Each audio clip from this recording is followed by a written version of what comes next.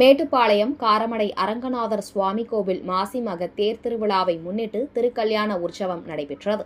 கொங்கு மண்டலத்தில் பிரசித்தி பெற்ற வைணவ ஸ்தலங்களில் ஒன்றான காரமடை அரங்கநாதர் சுவாமி கோவில் மாசி மாத தேர் திருவிழா கடந்த 24ஆம் தேதி கொடியேற்றத்துடன் துவங்கியது. இந்த நிலையில் தினம்தோறும் அன்னவாகனம், சிம்ம வாகனம், அனுமந்த வாகனம், கருட வாகனம் ஆகிய வாகனங்களில் திருவீதி உலா நடைபெற்றது. இதனைத் தொடர்ந்து நேற்றைய தினம் பெட்டத்தம்மன் மலையில் இருந்து அம்மன் அழைத்து வரும் நிகழ்வு நடைபெற்றது. இன்று காலை 6:30 மணியளவில் ஸ்ரீதேவி, பூதேவி சமேத அரங்கநாத பெருமாளுக்கு திருக்கல்யாண உற்சவம் நடைபெற்றது.